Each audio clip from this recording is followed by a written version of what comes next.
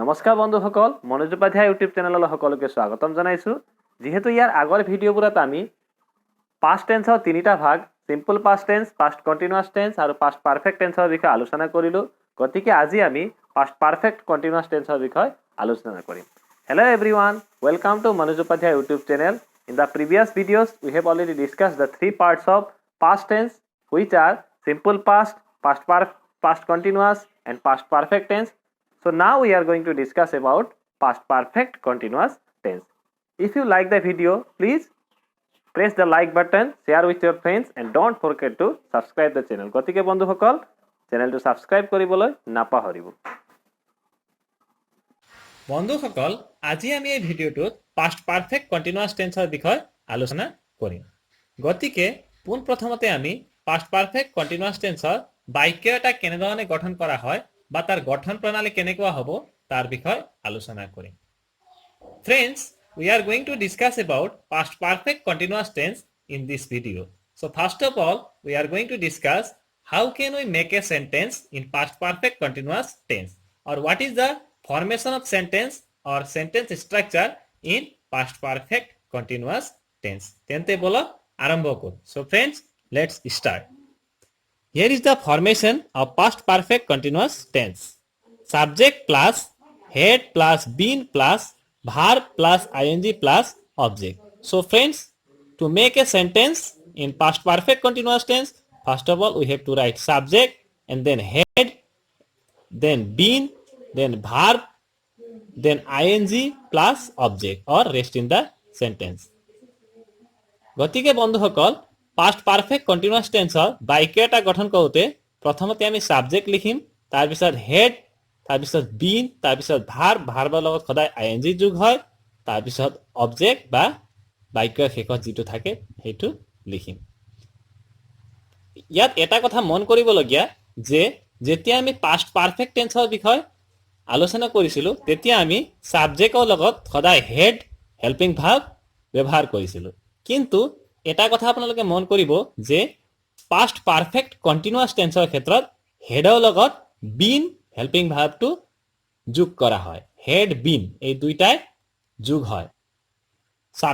Subject plus had been plus verb যেহেতু continuous tense হয় গতিকে তাৰ লগত ing এটা যোগ হ'ব, তাৰ পিছত প্লাস অবজেক্ট বা rest in the sentence.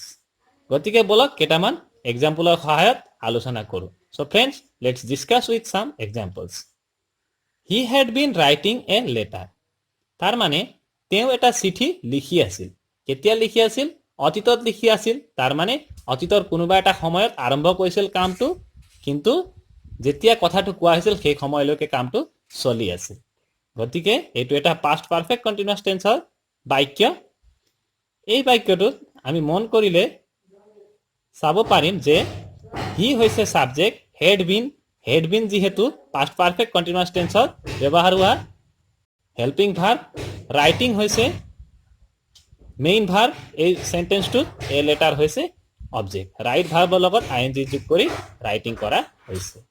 So friends, in this sentence he is subject, had been is the helping verb which is always used with past perfect continuous tense, writing is the main verb, a letter is object. ঠিক একেদৰে she had been singing a song, তাই এটা গান গাই আছিল। কেতিয়া গাই আছিল? অতীতত গাই আছিল। অতীতৰ কোনোবা এটা সময়ত গোৱাটো আৰম্ভ কৰিছিল আৰু যেতিয়া কথাটো কোৱা হৈছিল সেই সময়লৈকে গাই আছিল।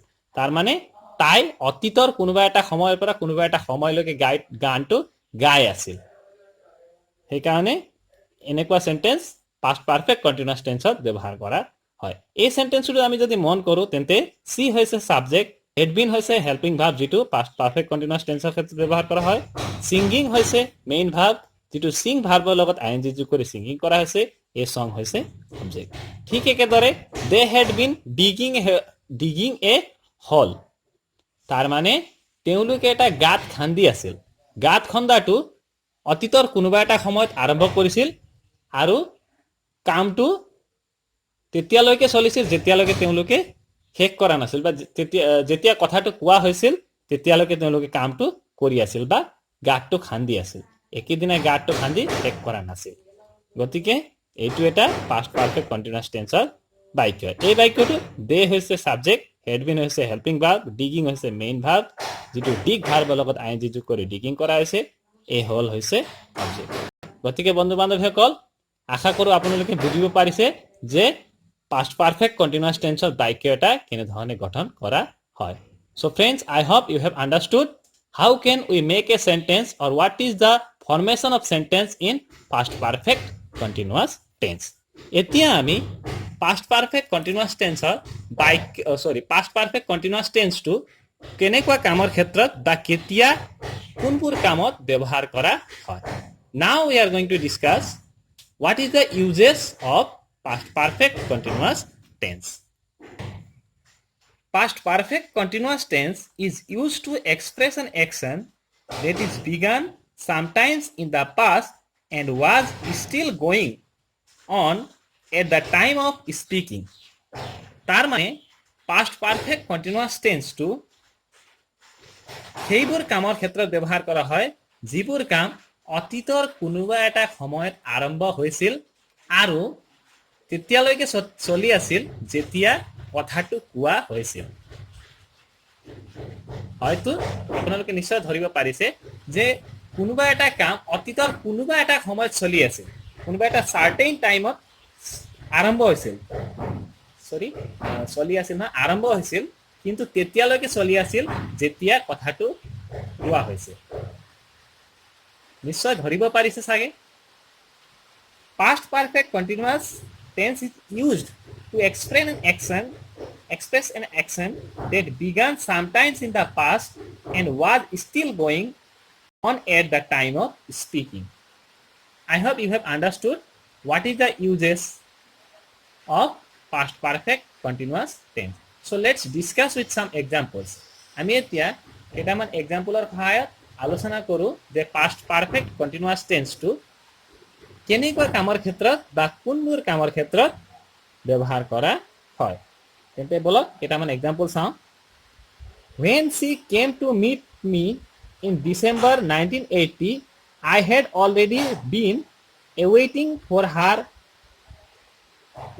her for 3 years এই সেন্টেন্সটো কি বুলি কৈছে when she came to meet me in December 1980 I had already been awaiting her for 3 years ইয়াত কোৱা হৈছে যে যেতিয়া তাই মোক লগ ধৰিবলৈ আহিছিল ডিসেম্বৰ 1980 তেতিয়ালৈকে মই তাইৰ কাৰণে 3 বছৰ অপেক্ষা কৰি আছিলো তাৰ মানে যেতিয়া তাই মোক লগ কৰিবলৈ আহিছিল কেতিয়া আহিছিল 1980 ডিসেম্বৰ মাহৰ 1980 আহিছিল তেতিয়ালৈকে মই 3 বছৰ হৈছিল তাইৰ কাৰণে অপেক্ষা কৰা নিশ্চয় ধৰিব পাৰিছে ঠিক আৰু এটা এক্সাম্পল চাওঁ at that time we had been practicing for 2 years সেই সময়ত আমি 2 বছৰ ধৰি প্ৰেক্টিস কৰি আছিলো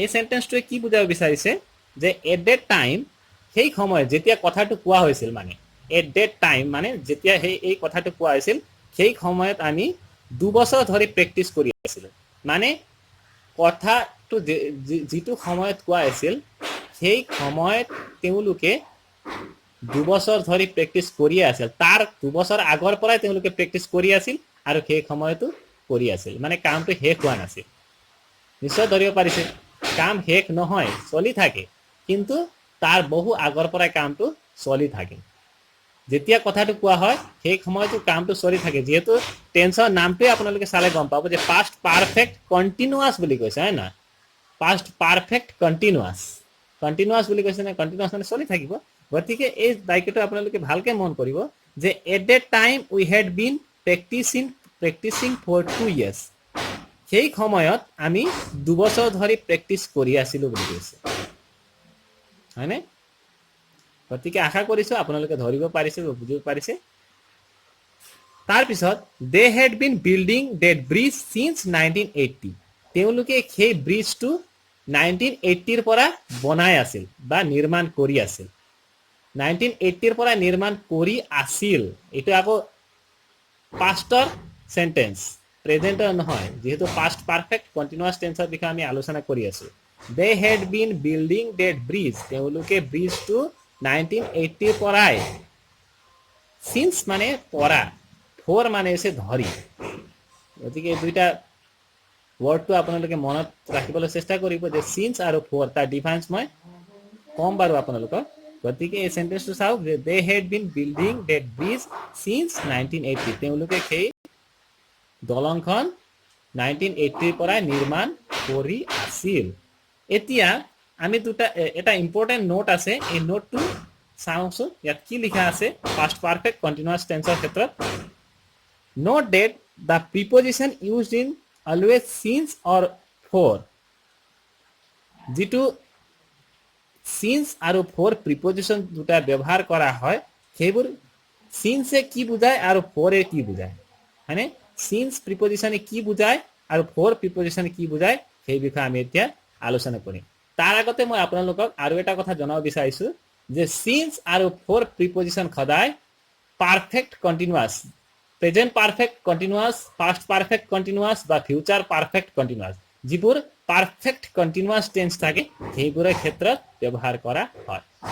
হয়তো এইটো টেন্সটো প্ৰেজেন্ট পাৰফেক্ট কণ্টিনিউয়াছ টেন্সো হ'ব পাৰে বা পাষ্ট পাৰফেক্ট কণ্টিনিউয়াছ টেন্সো হ'ব পাৰে বা ফিউচাৰ পাৰফেক্ট কণ্টিনিউয়াছ টেন্সো হ'ব পাৰে। যিহেতু পাৰফেক্ট কণ্টিনিউয়াছ টেন্সটো কোনোবা এটা নিৰ্দিষ্ট সময়ত আৰম্ভ হোৱা কাম কোনোবা এটা নিৰ্দিষ্ট সময়লৈকে চলি থকা কামৰ ক্ষেত্ৰত ব্যৱহাৰ কৰা হয়। গতিকে এনেকুৱা ধৰণৰ সেন্টেন্সত সদায় সিন্স আৰু ফৰ এই দুটা প্ৰিপজিশ্যন ব্যৱহাৰ কৰা হয়। আমি পিছলৈ যেতিয়া প্ৰিপজিশ্যনৰ বিষয়ে আলোচনা কৰিম সেই সময়ত আমি সিন্স আৰু ফৰৰ বিষয়ে বহলাই আলোচনা কৰিম। গতিকে বৰ্তমান আমি চাই লওঁ যে সিন্সে কি বুজায় আৰু ফৰে কি বুজায়। So friends, we are going to discuss about the two prepositions which are since and for, which are always used in perfect continuous tense. Either the tense is present perfect or past perfect or future perfect. So these two prepositions since and for are always with the sentence of perfect continuous tense. It may be present perfect or past perfect or future perfect. গতিকে preposition since আর ফরে কি কি বোঝায়? Since denotes a particular point of time, সিন্সে কোনোবা এটা নিৰ্দিষ্ট সময়ক বুজায়, কোনোবা এটা নিৰ্দিষ্ট সময়ক বুজায় সিন্সে। আৰু ফৰে কি বুজায়? ডেনটস এ পিৰিয়ড অফ টাইম, কোনোবা এটা সময় ধৰক ফৰে কোনোবা এটা নিৰ্দিষ্ট সময়ৰ অংশ বিশেষ, কোনোবা এটা সময়ৰ অংশক বুজায়। মই আপোনালোকক এটা এক্সাম্পল দিব বিচাৰিছোঁ যে সিন্সে ধৰি, ক্ষমা কৰিব, সিন্সে পৰা, ইমান বছৰৰ পৰা, I have been living in Mumbai since 1980, I have been living in Mumbai since 1980, মই মুম্বাইত 1980 পৰা বসবাস কৰি আছোঁ বা তাতে আছোঁ। আকৌ এই সেন্টেন্সটোৱে মই ফৰ ব্যৱহাৰ কৰিও ক'ব পাৰোঁ যে I have been living in Mumbai for 10 years, মই মুম্বাইত 10 বছৰ ধৰি বসবাস কৰি আছোঁ। গতিকে সিন্স আৰু ফৰৰ পাৰ্থক্যটো আপোনালোকে হয়তো নিশ্চয় ধৰিব পাৰিছে যে সিন্স কেনেকুৱা ক্ষেত্ৰত ব্যৱহাৰ কৰা হয়, এটা নিৰ্দিষ্ট particular period of point of time, ধৰক কোনোবা এটা চন, ইমান চনৰ পৰা বা ইমান ইয়েৰৰ পৰা ক'ব পাৰোঁ। কিন্তু ফৰ প্ৰিপজিশ্যনটো সদায় এটা পিৰিয়ড অফ টাইম বুজায়, ধৰক 10 বছৰ, 5 বছৰ, 2 মাহ, তেনেকুৱা ধৰণৰ সময়ৰ কোনোবা এটা অংশ বিশেষ সেইটো সেইবোৰত ফৰ ব্যৱহাৰ কৰা হয়। ইয়াত কেইটামান এক্সাম্পল দিয়া আছে, এক্সাম্পল চাই আমি। সিন্স 1980 চনৰ পৰা, মই আপোনালোকক এক্সাম্পল এটা অলৰেডি দিলোৱে যে I have been living in Mumbai since 1980। ঠিক একেদৰে সিন্স লাষ্ট মনডে, যোৱা সোমবাৰৰ পৰা। পৰা, সিন্সে পৰা বুজায়, অসমীয়াত ক'বলৈ গ'লে পৰা, হয়নে?